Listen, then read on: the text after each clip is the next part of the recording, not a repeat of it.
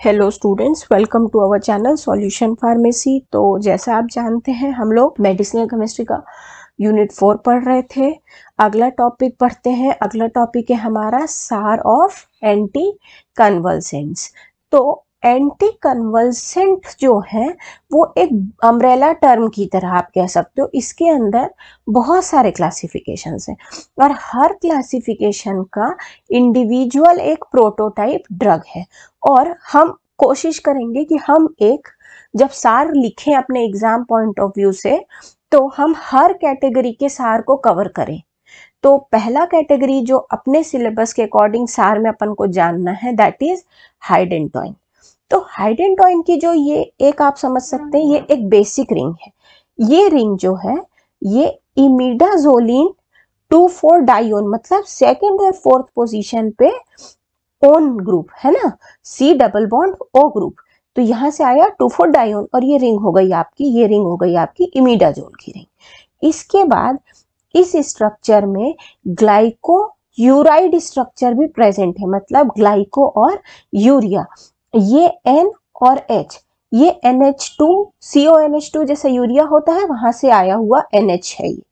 तो इस प्रकार से इसमें ग्लाइको यूरिया भी प्रेजेंट है।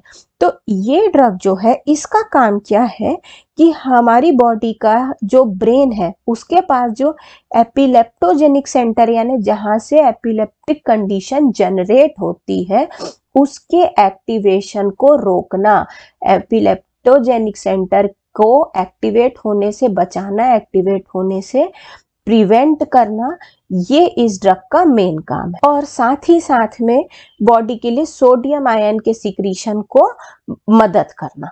तो इससे क्या होगा कि जो एक्साइटेड न्यूरॉन्स हैं वो कैसे हो जाएंगे, वो सप्रेस हो जाएंगे, वो थोड़े से रिड्यूस हो जाएंगे और उनका रिड्यूस होगा एक्साइटेशन, साथ में उनका एक्टिवेशन भी जो है वो प्रिवेंट हो जाएगा, वो भी रुक जाएगा। इसके बाद आइए इस कैटेगरी का सार देखते हैं। तो जैसे मान लीजिए हमारी जो 5th पोजीशन है इस रिंग की, ये रिंग की ये वाली पोजीशन जो है ये हमारी 5th पोजीशन है। इसमें अगर हम एरोमेटिक ग्रुप रखते हैं या तो हम फिनाइल ग्रुप रखते हैं तो इससे हमारी एक्टिविटी जो है वो असेंशियल होती है। हमारी एक्टिविटी के लिए हमारे एंटी कन्वर्जेंट ड्रग को एंटी कन्वर्जेंट बनाने के लिए 5th पोजीशन पे फिनाइल और एरोमेटिक ग्रुप होना जरूरी है। सिमिलरली अगर हम 5th पोजीशन की बात करें तो इस 5th पोजीशन में अगर मान लीजिए आप एक ग्रुप को अल्काइल से सब्स्टिट्यूट करा देते हैं, अल्काइल से सब्स्टिट्यूशन मतलब C2H5 CS3 इस तरह का अल्काइल ग्रुप का अगर आप सब्स्टिट्यूशन कराते हैं दो में से किसी एक जगह पर तो आपका जो ड्रग है वो मोर टूवर्ड्स सेडेटिव बन जाएगा। तो आप दो सार समझ गए होंगे।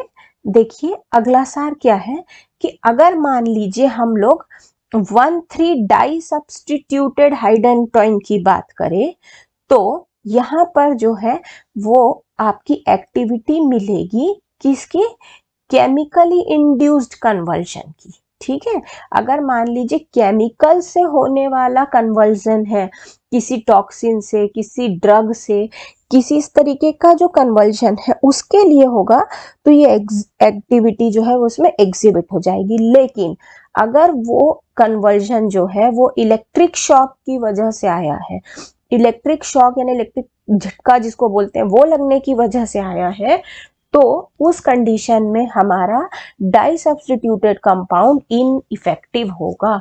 1,3 डाई सब्स्टिट्यूशन हम कब कर सकते हैं, वो सब्स्टिट्यूशन हम तभी कर सकते हैं जब हमारे पास केमिकल इंड्यूस कन्वर्जन का ट्रीटमेंट करना हो। और अगर इलेक्ट्रिक शॉक वाले कन्वर्जन का ट्रीटमेंट करना हो तो इसका यूज हम नहीं कर सकते। जैसे इसके अंदर आप दो एग्जांपल देख सकते हैं, डाईहाइडेंटॉइंस और थायोहाइडेंटॉइंस। तो यहाँ पर हम ऑक्सीजन को सल्फर ग्रुप से रिप्लेस कराते हैं, है ना। तो ये दोनों कंडीशंस हो गए आपके। आइए अगला देखते हैं। देखिए इसके अंदर एक और कैटेगरी है बेंजोडाइजापिन। इसका सार हम लोग सेडेटिव हिप्नोटिक्स में से देखेंगे। फिर बार्बिट्यूरेट्स, इसका भी सार हमारे पास सेडेटिव हिप्नोटिक्स के वीडियो में अवेलेबल है।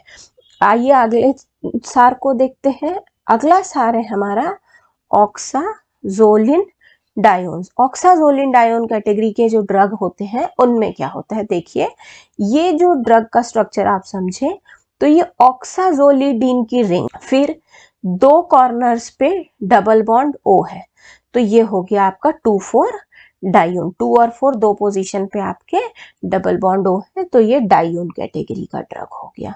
ठीक है, अब अगर मान लीजिए जो हमारा 5th पोजीशन था, ये वाला जो पोजीशन है 5th, यहाँ पर और ये जो नाइट्रोजन के साथ वाला R है यहाँ पर, ये 2 कंडीशन में अगर हम लोग मिथाइल ग्रुप लगा दे तो हमारा कंपाउंड बन जाएगा ट्राई मिथाडायोन। तो ये ड्रग जो है ये हमारा पोटेंट ड्रग है, किसके लिए, ऐसे कन्वर्जन के ट्रीटमेंट के लिए जिसमें सीजर्स ना हो, ऐसा कन्वर्जन जहां पर सीजर प्रेजेंट ना हो, सीजर नोटिस ना होता हो, उसके ट्रीटमेंट में।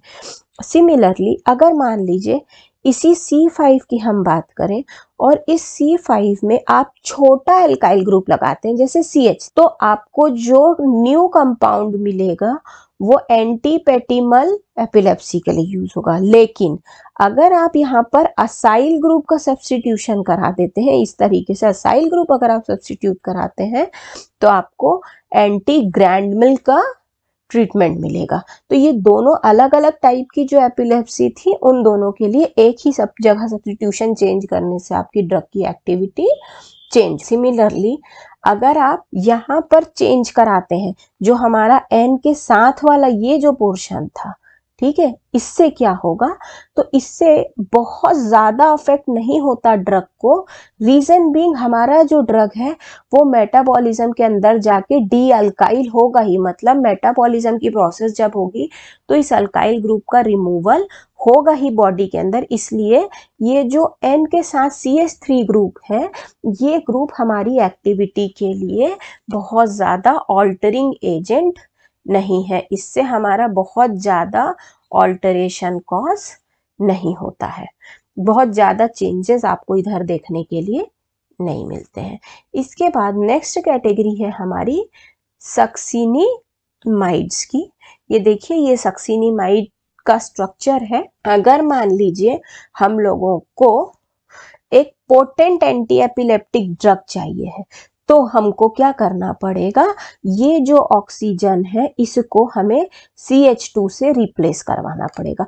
अगर हम इस ऑक्सीजन को CH2 से रिप्लेस करा लेते हैं तो हमारा ड्रग जो है वो पोटेंशियल होगा एंटी एपिलेप्टिक के लिए। इसी तरह से अगर मान लीजिए हम लोग एन डिमिथाइलेशन करा लें तो वो कंडीशन में हम लोगों को एक ऐसा ड्रग मिलेगा जो एक्टिव मेटाबोलाइट्स में ब्रेक होगा। और अगर हम लोग बॉडी के अंदर हाइड्रोक्सिलेशन की प्रोसेस करेंगे तो ये ड्रग जो है वो हमारा डीएक्टिवेट हो जाएगा।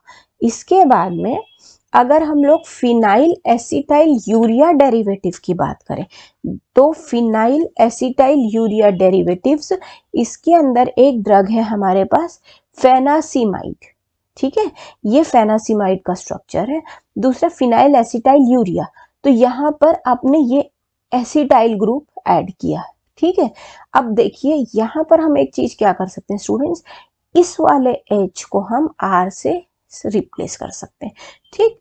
तो अगर मान लीजिए इस R को हम एक चेन बनाते हैं कार्बन की, कितने 7 कार्बन की अगर एक चेन बनाते हैं तो इससे जो ड्रग हमको मिलता है वो ड्रग हमारा हाईएस्ट एंटी कन्वल्सेंट एक्टिविटी को कैरी करता है। जैसे यहाँ देखिए आपने 2 कार्बन की चेन बनाई थी, अब आप इसको 7 कार्बन की अगर चेन बना दिए तो इस कंडीशन में जो हम लोगों को कंपाउंड मिलेगा ये आपका हाईएस्ट एंटी कन्वल्सेंट एक्टिविटी वाला ड्रग होगा।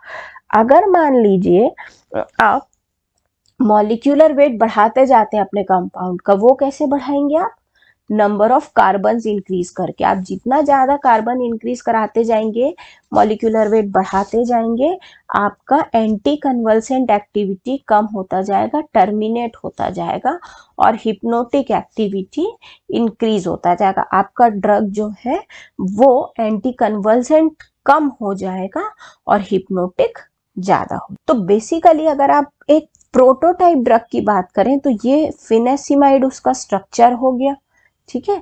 इसी तरह से अगर मान लीजिए आप एन के सब्स्टिट्यूशन की बात करते हैं, जो ये हमारा कॉर्नर वाला जो एन है इसके हम सब्स्टिट्यूशन की बात करें तो इसमें मेजर चेंजेस नहीं आते एंटी कन्वल्सेंट एक्टिविटी में। ठीक है, आप एन के साथ बल्कि ग्रुप लगाइए, स्मॉल ग्रुप लगाइए, उससे बहुत ज्यादा एंटी कन्वल्सेंट एक्टिविटी पे अफेक्ट नहीं पड़ेगा। सिमिलरली अगर मान लीजिए आप इस एरोमेटिक रिंग की बात करें, ये वाला पोर्शन जो है, ये एरोमेटिक रिंग जो है वो अगर आप सब्स्टिट्यूट कराते हैं तो इससे आपके ड्रग की एंटी कन्वल्सेंट एक्टिविटी डिक्रीज हो जाएगी और हिप्नोटिक एक्टिविटी जो है वो इंक्रीज हो जाएगी। तो आपको ये अगर एंटी कन्वल्सेंट ड्रग चाहिए तो ये रिंग आप अनसब्स्टिट्यूटेड रखिए। नेक्स्ट कैटेगरी जो हमारे सार की है दैट इज वेल्प्रोएट ड्रग्स। तो वेल्प्रोएट कैटेगरी के ड्रग्स हैं, जैसे आपका हो गया वेल्पोरिक एसिड, है ना, इसमें एक आप इसका सॉल्ट बना लीजिए सोडियम वेल्प्रोएट, या तो ये बेसिक स्ट्रक्चर हो गया आपका वेल्प्रोइक एसिड का। तो अगर मान लीजिए आप इस चेन की लेंथ को लंबा करते जाते हैं, इंक्रीज करते जाते हैं, तो एंटी कन्वल्सेंट की भी जो एक्टिविटी है वो आपकी इंक्रीज होती जाती है। वेल्प्रोएट ड्रग्स की अगर आपने चेन लेंथ लंबी करी तो आपका ड्रग जो है वो उसका एक्टिविटी भी इंक्रीज होता जाएगा। ऐसे ही अगर आपने यहाँ कहीं बीच में डबल बॉन्ड इंट्रोड्यूस करा दिया, है ना, इस तरह से आपने स्ट्रक्चर कर दिया, ऐसा कहीं आपने डबल बॉन्ड इंट्रोड्यूस कराया तो जो एक्टिविटी है वो आपकी डिक्रीज हो जाएगी, कम हो जाएगी। इसी तरह से अगर आपने 2 डिग्री अल्कोहल या 3 डिग्री अल्कोहल को रिप्लेस कराया, या तो कार्बोनाइल ग्रुप को या हाइड्रोक्सिल ग्रुप को रिप्लेस करा दिया, तो आपके पास जो न्यू ड्रग मिलेगा उसके अंदर कोई इफेक्ट नहीं होगा, वो कोई भी एक्टिविटी कैरी नहीं करेगा। तो ये था स्टूडेंट्स आपका एंटी कन्वल्सेंट्स का सार। आई होप आपको ये कंटेंट समझ में आया होगा। अगर आपको ये नोट्स चाहिए हो तो प्लीज़ आप हमारा ऐप सॉल्यूशन फार्मेसी डाउनलोड कीजिए, वहाँ पर नोट्स अवेलेबल हैं। इसके अलावा स्टूडेंट्स एग्जाम के पॉइंट ऑफ व्यू से आप इसमें एक चीज़ ध्यान देंगे, अगर आप ऐसा लिखते हैं क्वेश्चन में व्हाट आर द सार ऑफ एंटी कन्वल्सेंट्स, तो आपको हाइडेंटोइन, इसके आगे आ गया आपका बेंजोडाइजापीन, बारबीट्यूरेट, ऑक्साजोलिंडीन्स, ये सारे आपको कवर करने पड़ेंगे। तो जो सार आपने सेडेटिव हिप्नोटिक्स में बारबीट्यूरेट्स और बेंजोडाइजापीन्स का पढ़ा है वो आप यहाँ पर भी इंक्लूड करके लिखेंगे। Thank you so much.